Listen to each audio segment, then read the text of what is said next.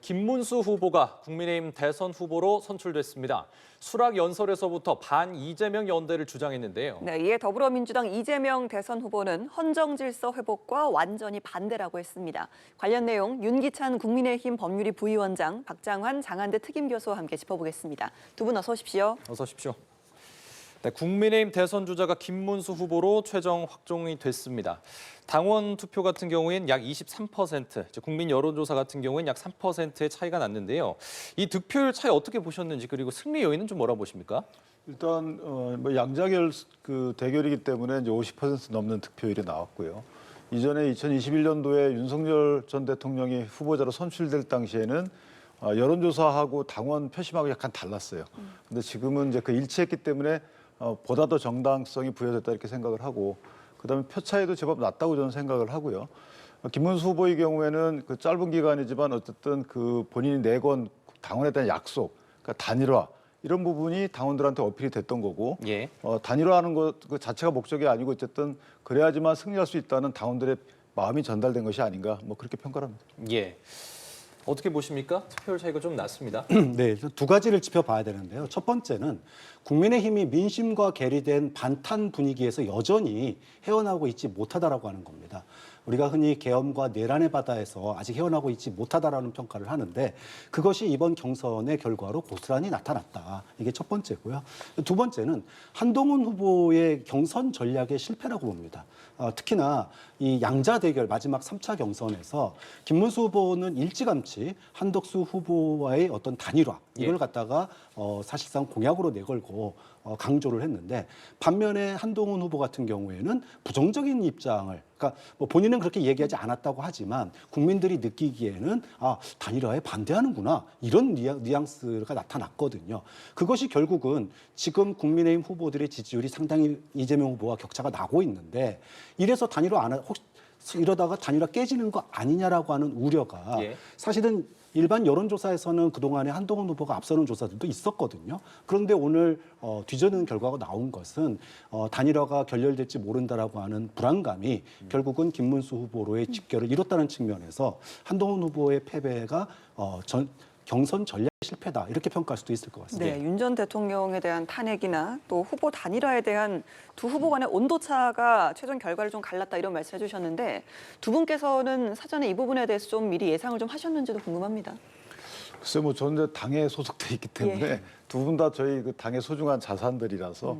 근데 어쨌든 단일화를 원하는 국민적 여론도 많았고요. 다만 이제 한동훈 후보 입장에서 보면 당에 다양한 의견이 있다라는 입장을 피력해 왔고, 그런 당의 다양한 의견을 또 존중해서 그 당심을 반영하는 부분도, 그런 경선 전략도 비록 패했지만 당의 장래를 위해서는 나쁘지 않다라는 생각을 해요. 그리고 이런 한동훈 후보의 이 경선 전략과 그 김문수 후보의 경선 전략, 그럼 각 당심이 서로 간에 밀어내는 식이 아니고 이게 합쳐져서 그다음에 또 한덕수 무소속 후보와 또 합치고, 그리고 또 뭐 이준석 개혁신당 대표 합치고 해가지고 그래야지 이재명 대표를 이겨서 이재명 대표의 저런 독주 체제, 본인의 개인적인 어떤 뭐 정치적인 그 뭐 자격 유지를 위한 독주 체제, 이런 것들을 막을 수 있는 힘이 생기는 거 아니겠습니까?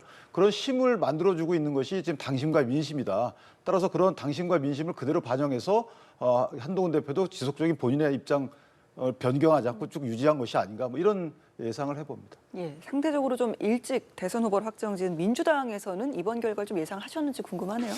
김문수 후보에게 유리한 구도가 될 거다라는 예상이 많았고요. 결과도 그렇게 예측대로 됐다고 봅니다. 특히나 지난 4자 경선에서 홍준표 후보가 이제 탈락을 하게 됐는데, 사실상 4위였던 안철수 후보의 표는 한동훈 후보가 다 흡수했다고 해도 과언이 아니거든요.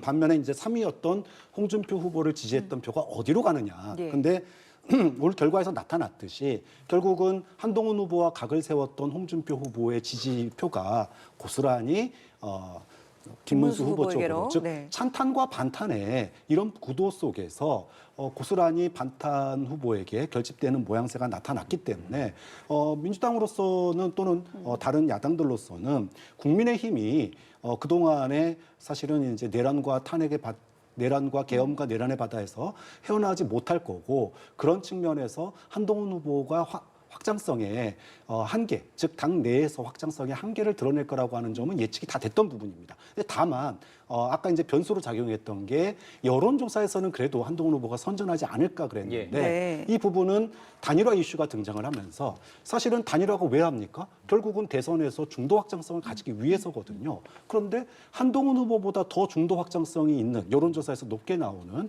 한덕수 후보가 있다 보니 그 효과를 갖다가 만약에 한덕수와의 단일화가 없었다라면은 전략적 투표로서 한동훈 후보에게 쏠림 현상이 좀 더 있을 수 있었지만 예. 단일화가 예상돼 있기 때문에 한동훈 후보로서는 이 부분을 잘 극복했어야 되는데 단일화에 대해서 부정적인 의견을 너무 피력하다 보니 결국은 이것이 패착으로 이어진 게 아닌가 그렇게 예. 보고 뭐 민주당 입장에서야 당연히 이제 굉장히 국민들이 판단하기 쉬워졌다. 계엄과 내란을 주도했던 윤석열 독재의 국무총리와 장관이 후보로 단일화를 한다 그럽니다. 국민들 판단하기가 너무 쉬워졌잖아요. 그런 측면에서 이재명 후보가 국민의힘이 후퇴하고 있는 거 아니냐라고 예. 하는 우려가 결국 나온 거고 뭐 예상대로 흘러갔다고 봅니다. 말씀하신 것처럼 이재명 대선 후보 같은 경우는 오늘 결과에 대해서 헌정 질서 회복과는 반대로 가는 느낌이다 이렇게 또 밝히기도 했는데요.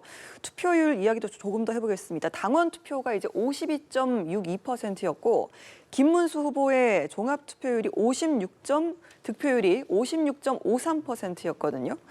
여기서 이제 과반을 좀 넘는 그러니까 투표율 숫자에 대해서는 좀 어떻게 보시는지 당내에서 좀 어떻게 분석을 하시는지요? 일단 양자 대결이기 때문에 저렇게 수치가 나왔다고 치고요. 아까 홍준표 전 시장의 경우에는 본인이 이제 아무도 돕지 않겠다라는 뭐 암시를 두고 탈당까지 이제 시도를 했단 말이죠. 그러다 보니까 누구를 지지한다라고 해서 사실 약간의 그 중립에 반하는 이게 위법은 아닙니다만 예. 그런 걸 취하지 않았기 때문에 사실 그 표가 어디로 갔는지는 정확히 알 수가 없어요. 그리고 지난 2021년도 그때는 사실 투표율이 63%에 이르렀기 때문에 지금보다는 투표율이 10% 이상 높았죠. 그렇습니다. 이런 것들을 감안하면 뭐 저 정도 표를 양측에서 해석할 때 어느 정도 의미가 주어질 것으로 보이고 제가 그 의미가 무엇인지는 얘기하는 것은 적절치 않다고 보여지고요. 네.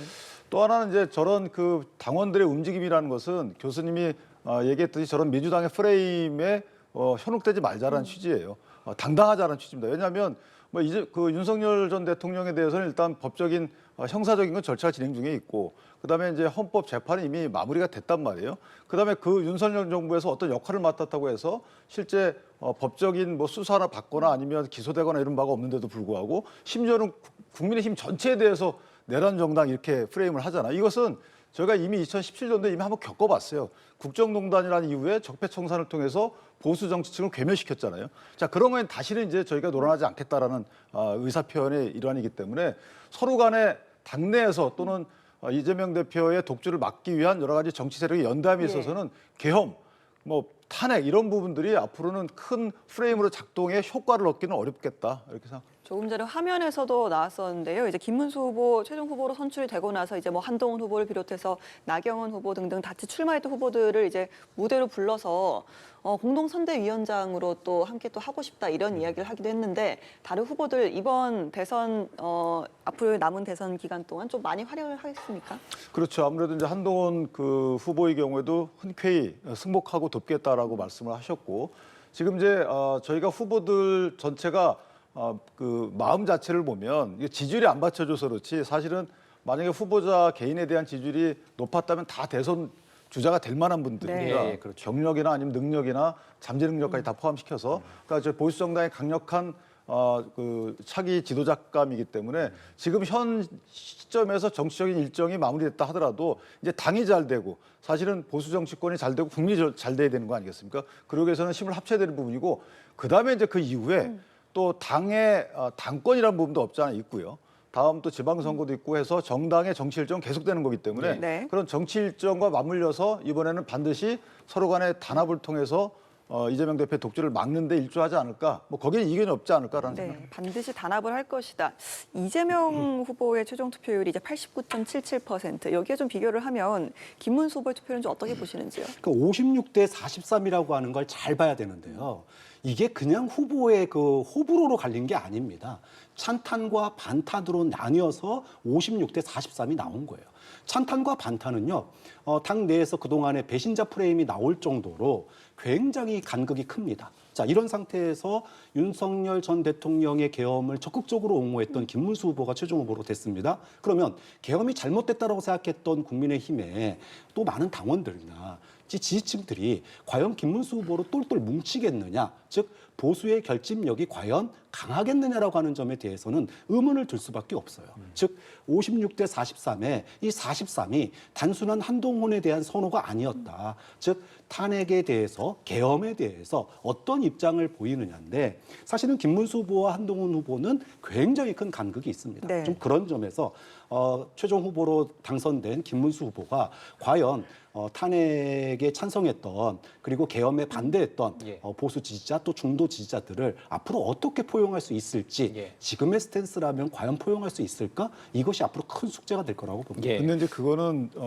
이제 민주당 쪽에서 그렇게 주장하겠죠. 이번 선거를 마치 계엄과 탄핵 또 심지어 내란이란다라까지 써가지고 프레임을 가두겠죠. 그런데 이 지금 당원들은 61%에서 38%란 말이에요.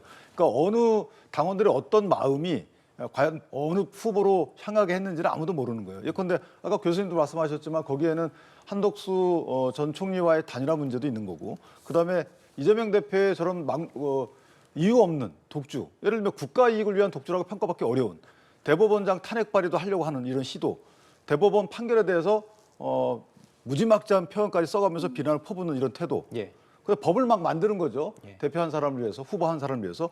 원래 후보가 문제가 있으면 정당에서는 후보자를 교체하는 게 맞지 어떻게 법을 교체합니까?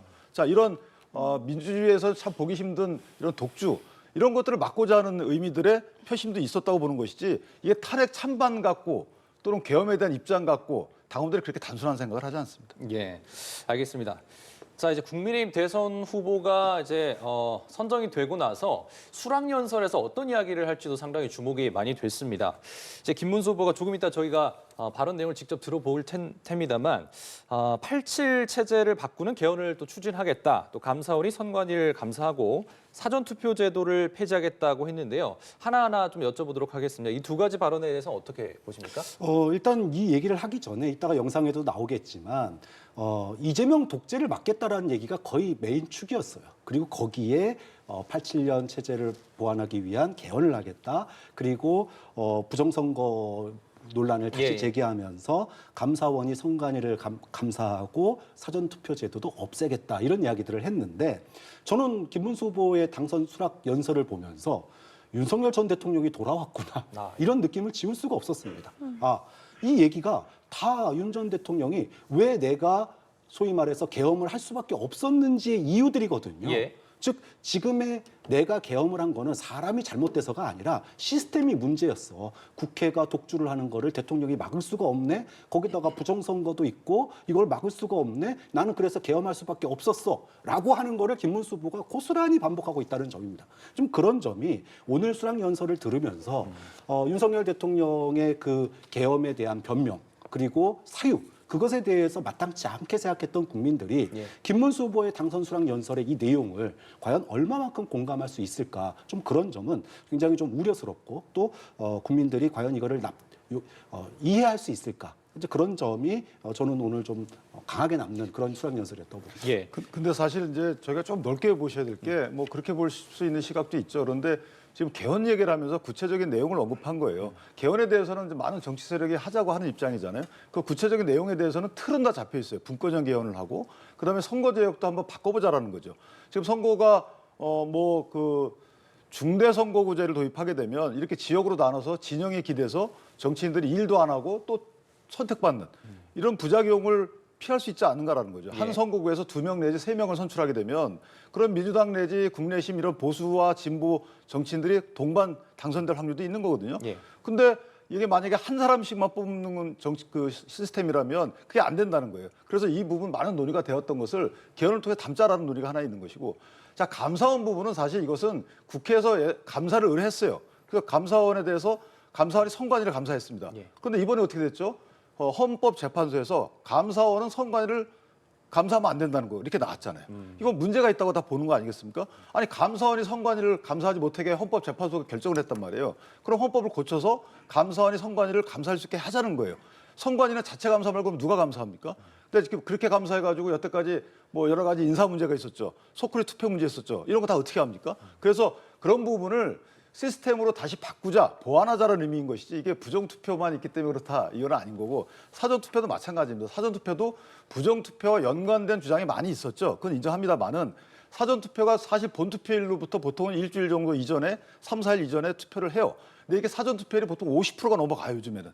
그러면 선거운동 기간이 줄어드는 거잖아요. 자, 이런 여러 가지 문제점들을 제기하는 분들이 있으니까 이번에 논의하자는 것이지 이것이 마치 윤석열 대통령이 주장했던 거와 괴를 같이 한다 이렇게만은 볼 것은 아니다. 알겠습니다. 뭐 여러 가지 좀 두 분의 분석이 나뉘고 있는데요.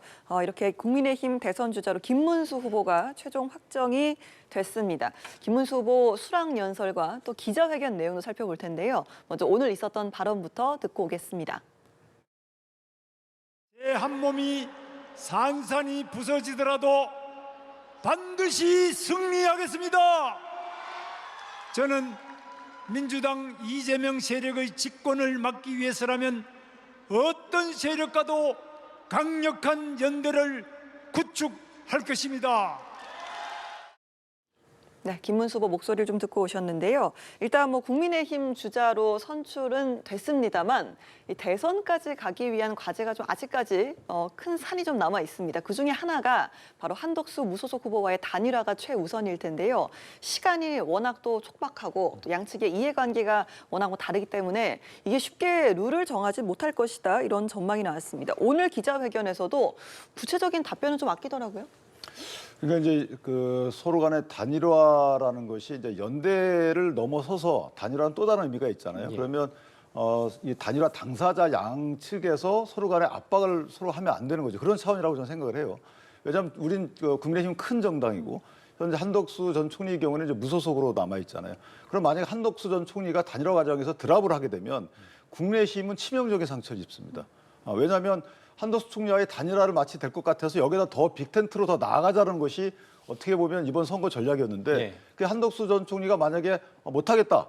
단일화가 그렇게 되면 국민의힘은 상당히 어려운 처지에 처하기 때문에 아마 그 김문수 후보 입장에서 보면 그런 여러 가지 사정을 감안해서 조심스럽게 이 생선 굽듯이 예. 네. 그런 전략을 구사하지 않을까. 다만 이제 시간이 별로 없기 때문에 전격적으로 단일화 관련된 여러 가지 입장을 협의하고 합의할 필요는 있어요. 네. 안 그러면 이것은 사실 우리가 국내심이나 아니면 한덕수 전 총리나 양측의 지지율이 누군가 압도적으로 높아서 이재명 대표와의 양자 대결에서 승산이 있는 이런 형국이라면 뭐 그러면 상관이 없는데 그게 아니고 두 정치 세력의 힘을 합쳐야지만 그다음에 또 하나 더 보태고 해야지만 네. 이번에 승산 있는 게임이기 때문에 그래서 단일화는 필수고 따라서 룰 갖고 지연하게 끌 시간적 여유가 없다. 그런 에너지도 없다라는 네. 데 있어서 아마 양측 내지 3자가 다 인정을 하지 않을까 그렇게 생각합니다. 네, 김문수 후보 선출 직후 이제 한 전 총리와 뭐 통화를 했다 이렇게 밝히기도 했는데 그리고 또 이준석 후보 등과의 빅텐트 가능성도 좀 열어줬고요.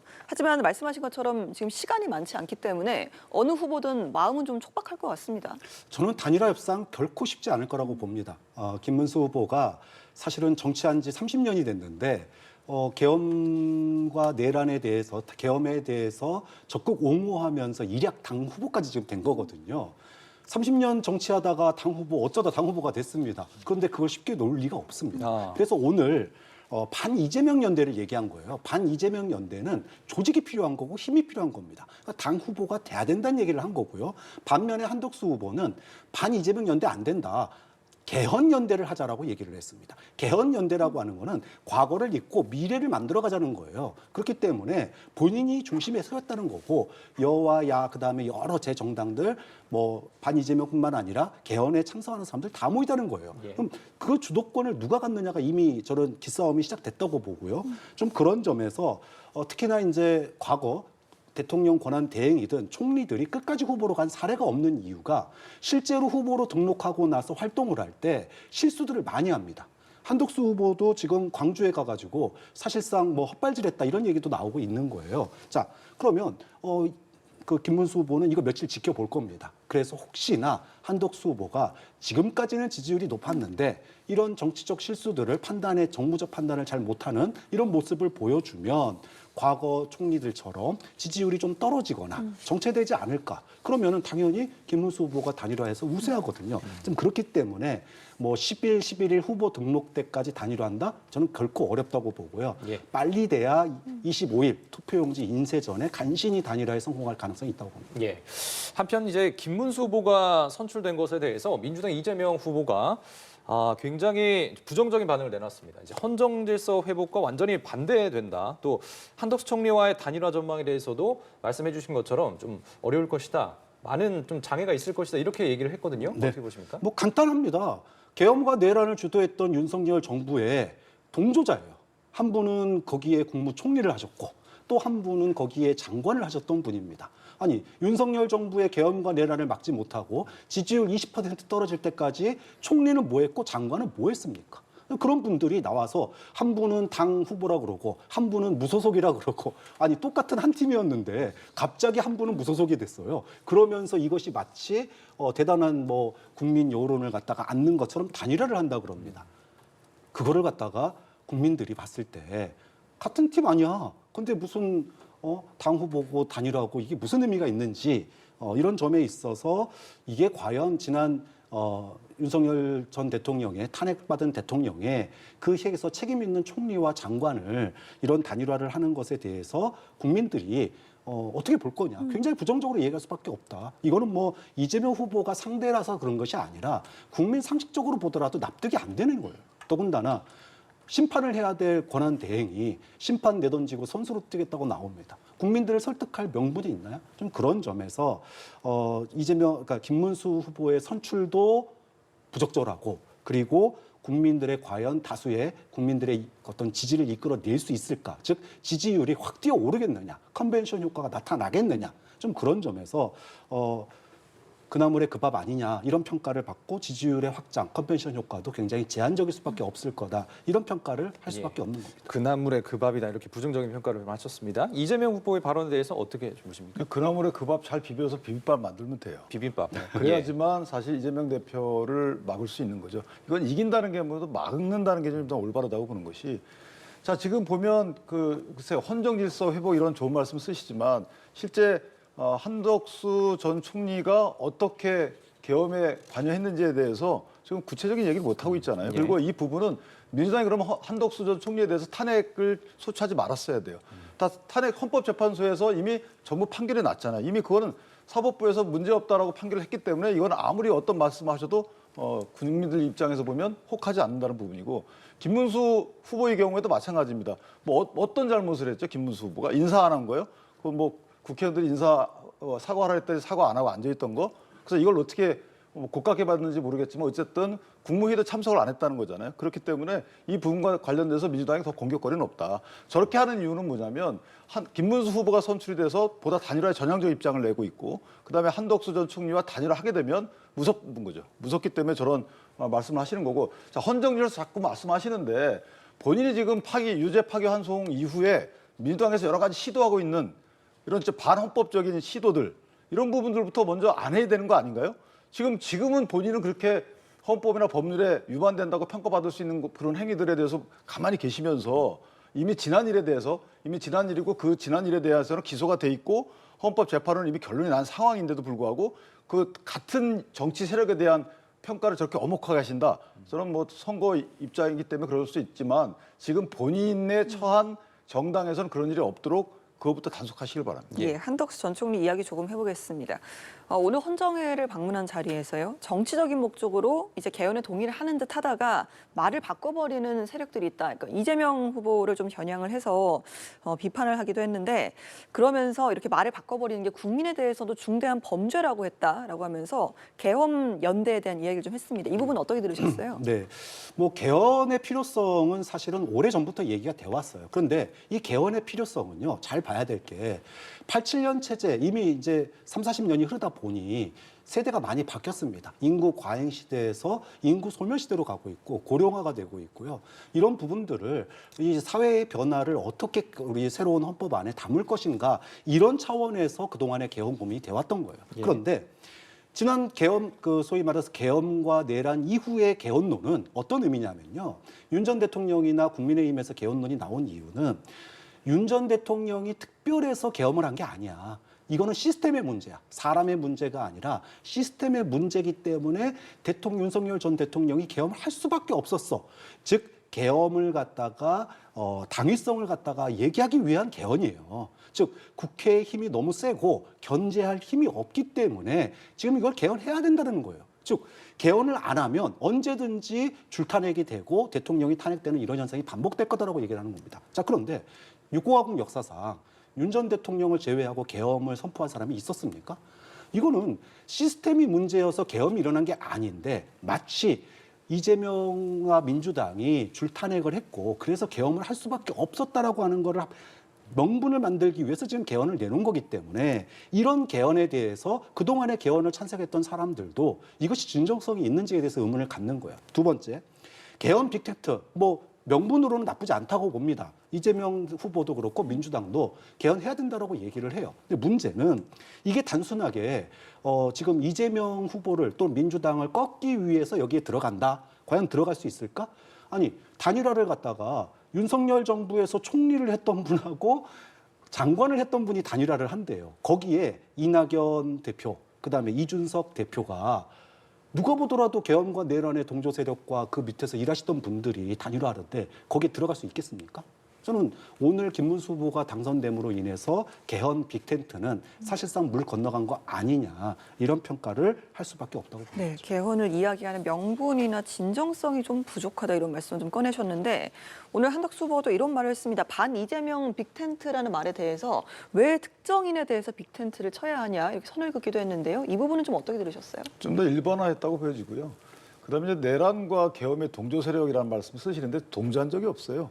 그 내란이라는 부분은 내란죄가 성립하는 경우에만 내란이라는 단어가 성립을 합니다. 내란죄에 대해서는 지금 재판이 진행 중에 있죠. 국민의힘이 언제 내란에 동조한 적이 있나요? 그다음에 계엄에도 언제 찬성한 적이 있습니까? 탄핵에 대해서는 찬반이 나뉘었죠. 그러니까 이런 부분은 선거 프레임이라고 저는 생각을 하고 정확한 사실관계에 대한 평가는 아니다 이렇게 보고요.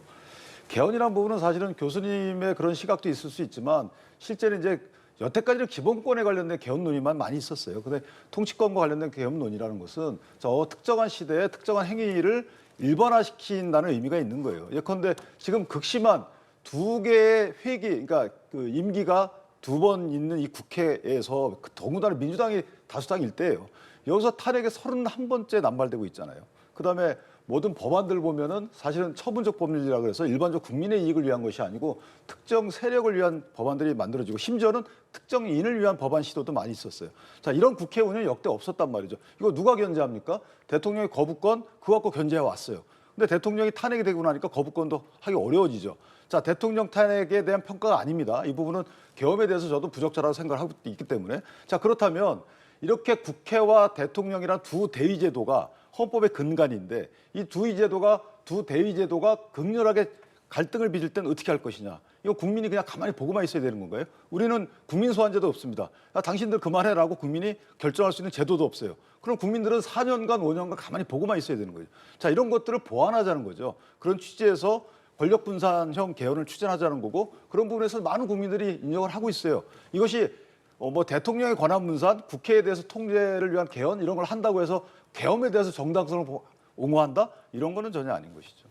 그 개헌에 대해서 한마디 안 할 수가 없는 게 역대 6공화국 헌법에서요. 여당이, 즉 집권 여당이 대통령이 되고 나서 치루어진 총선에서 여당이 패배한 사례가 없습니다. 딱 이번에 윤석열 정부만이 대통령이 됐고 총선을 치렀는데 패배한, 그것도 대패한 선거를 치렀어요. 이제까지 왜 여당이 패배하지 않았느냐? 여당이 윤석열 대통령처럼 그렇게 이념 전쟁에 몰입하지 않고 국민 다수로부터 크게 이렇게 벗어나지 않았기 때문이에요. 그런데 윤석열 정부가 기존 한일 관계뿐만 아니라 여러 가지 문제에 있어서 이념 전쟁을 펼치다가 국민들로부터 심판을 받은 거 아닙니까?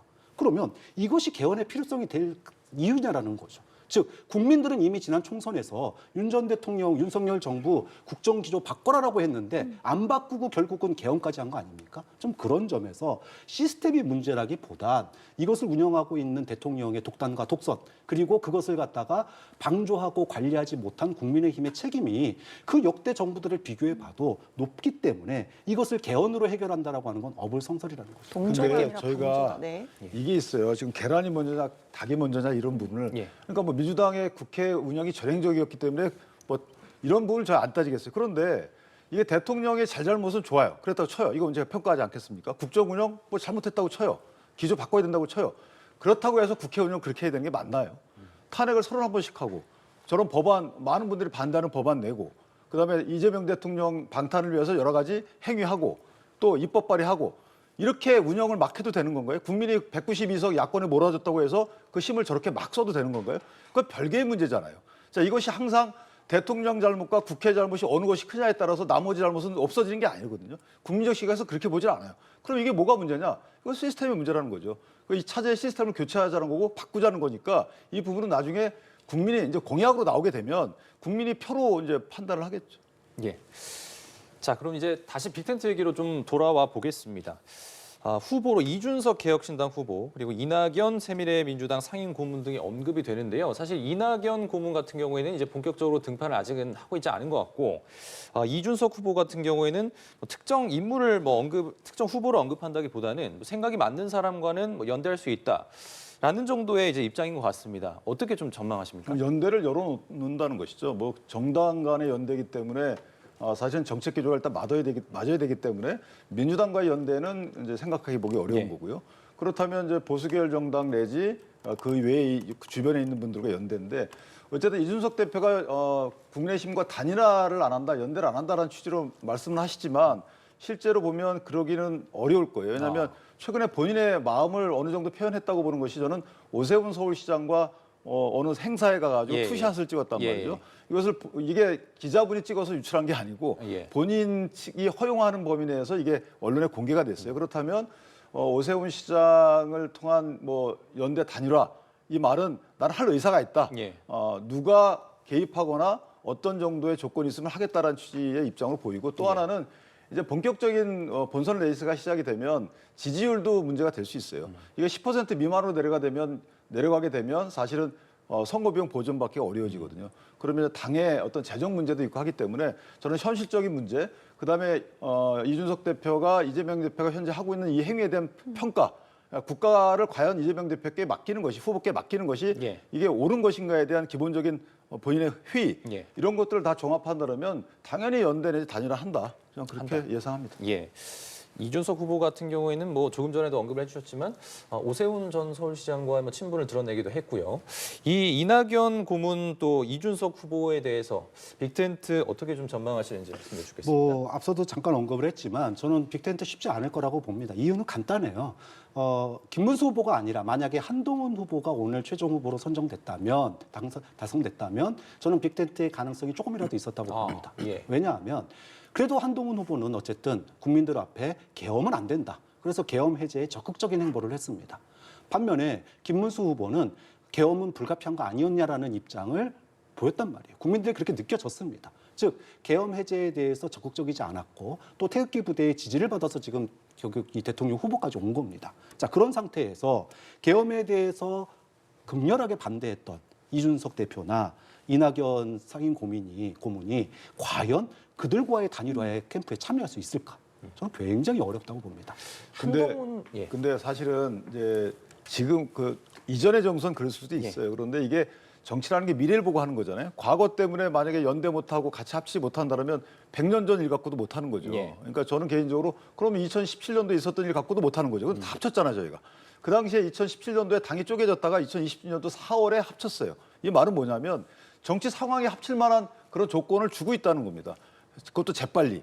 그래서 저는 개인적으로 빅텐트가 가능하다고 보고 한동훈 후보가 됐다면 근데 그것도 역설적이죠. 왜냐하면 한동훈 후보가 안 된 이유는 한덕수 전 총리와의 단일화에 소극적이었기 때문에 그렇다고 이렇게 평가를 받는데 그럼 앞뒤가 안 맞는 거잖아요. 예. 그래서 이런 부분은 저희가 정치공학적으로 보면 여러 가지 해석이 나오지만 예. 필요성만 놓고 보면 가장 빅텐트가 있을 처질 만한 정치 환경이 조성이 됐다. 예. 이렇게 평가합니다. 한동훈 후보와의 어떤 연대에 대해서는 이준석 후보도 좀 부정적인 입장을 내기도 했었거든요.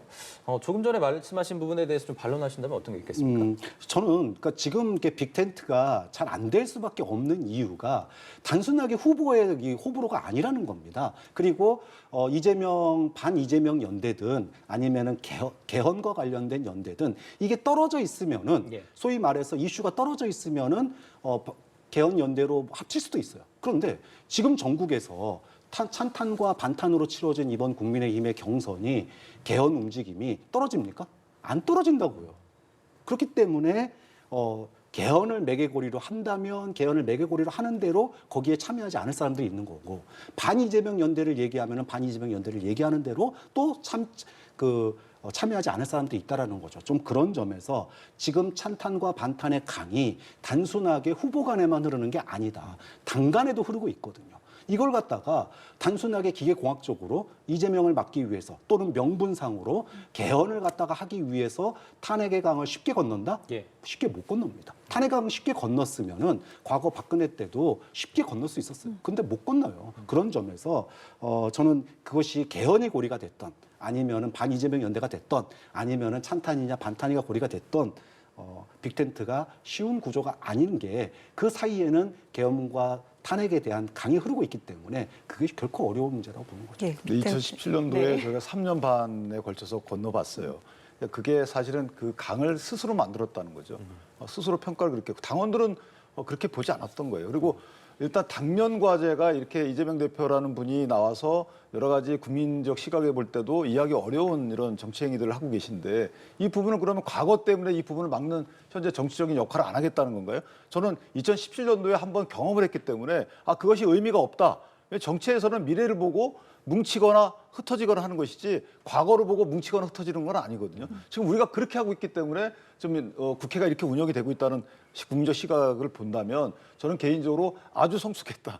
교수님과 달리 그렇게 근데 평가합니다. 그게 과거가 아닌 게 문제예요. 오늘도 김문수 후보가 뭐라고 얘기를 했냐면은 윤석열 전 대통령의 탈당과 출당에 대해서 논의한 적도 없고 생각한 적도 없다고 예. 했습니다. 즉 이미 헌법재판소에서 탄핵당한 대통령 그리고 내란으로 재판받고 있는 대통령 왜 이재명 후보에게는 범법자라고 얘기하면서 내란 행위로 재판받고 있는 윤석열 전 대통령에 대해서는 탈당도 출당도 시킬 의지도 없는 당이 이게 어떻게 과거입니까? 현재형이지? 그런 점이 저는 문제라고 봅니다. 네, 그럼 이재명 알겠습니다. 대표 예. 탈당을 하시면 저희가 탈당을 요구할게요. 네, 아니 이재명 빅텐트에 대표는 대한. 5개 재판을 받고 계신데 내국 규칙까지 바꿔서 그렇게 안 하고 계시잖아요. 그러니까 본인들 한번 이렇게 옆에 보시면 그 이재명 대표 탈당 요구하세요. 그럼 저희도 한번 요구해. 알겠습니다. 예, 빅텐트에 대한 두 분의 의견을 또 이렇게도 나뉘는 부분까지도 저희가 좀 들어봤습니다. 이재명 후보 이야기로 좀 넘어가 보도록 하겠습니다. 공직선거법 위반 사건 파기환송심 첫 공판 일정이 이제 오는 15일 오후 2시로 좀 정해졌는데요.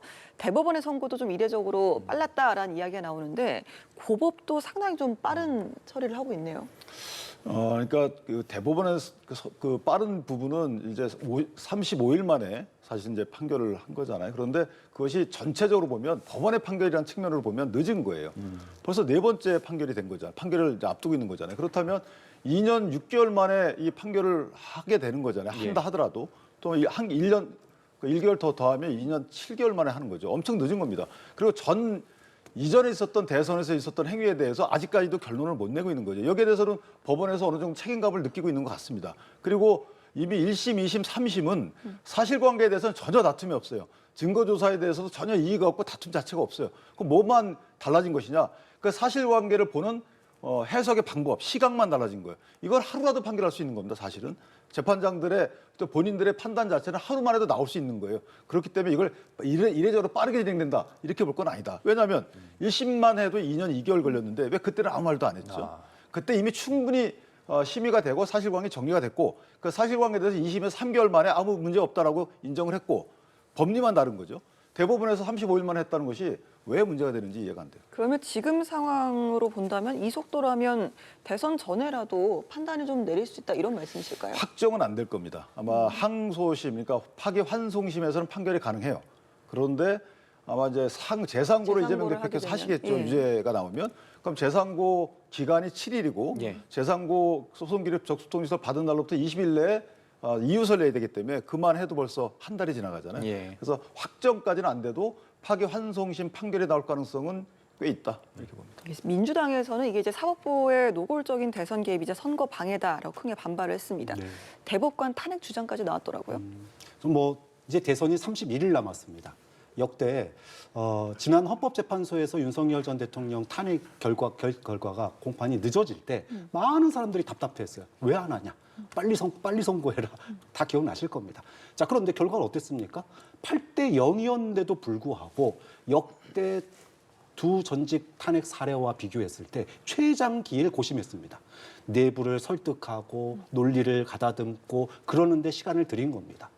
이미 계엄과 내란을 생중계로 봤던 국민들 앞에서 8대 0인데도 그 안에서 내부적인 설득과 토론과 다듬는 것을 최장 기간을 들인 겁니다. 자, 그런데 대선을 한 달 앞둔 상황에서 수사 기록이 6만 쪽입니다. 6만 쪽 다 읽었느냐도 지금 논란이 되고 있어요. 대법관들이 사건 기록도 읽지 않고 읽었는지도 지금 확인되지도 않고 있습니다. 그거 복사해서 나눠줬냐 그랬더니 메일로 갔기 때문에 보셨겠죠 정도예요. 근데 메일로 6만 쪽 읽으려면은요. 왜 대법원이 한 달에 한 번 심리하는 줄 아세요? 그만큼 중요한 판단이기 때문에 공들여서 재판 그 사건 기록을 보라는 겁니다. 그런데 9일 만에 그것도 3일 만에 2번 심리를 했어요. 이것이 부실이지 뭐가 부실입니까? 부실 졸속입니다. 더군다나 과거 제가 앞서서 얘기도 했지만 탄핵을 할 때는 두 전직 대통령에 비해서 훨씬 많은 시간을 가졌습니다. 그런데 지금 대선을 한 달밖에 안 남았던 상황에서 남들 한 달 또는 석 달 걸리는 재판을 예. 본인들이 심리한 지 9일 만에 결과를 낸다? 이거야말로 대선 개입이 아니라고 얘기할 수 있습니까? 좀 그런 점에서 대법원의 판결이 저는 뭐 유죄냐 무죄냐를 국민들 앞에 판단의 근거로서 내놓는 건 있을 수 있는 일이라고 봐요. 그건 대법원의 판단입니다. 그런데 시기와 절차와 내용은 굉장히 문제가 있고 이것 때문에 지금 법원 내부에서 판사 내부에서도 이거는 부적절한 재판이었다. 그리고 명백한 대선 개입이다라고 하는 반발이 판사들 내부에서 나오고 있다는 거를 저는 대법관들이 좀 인식을 할 필요가 있다고 봅니다. 예, 그런데 대법관- 그 재판은 대법관이 문제제기라면 모르겠어요. 그리고 또 하나는 진짜 10대 2잖아요. 헌법재판소는 6명 이상의 찬성이 있어야지만 결정이 났잖아요. 그 이행 기각이고. 그래서 고민했을 수는 있겠죠. 그런데 대법원 같은 경우에는 야, 나는 아직 준비가 안 돼 있어. 그런 사람이 없는 거잖아요. 이미 판결하기에 다 성숙돼 가지고 뭐 서로 간에 아주 큰 차이가 나지 않는 것도 아니고 10대 2가 났어요.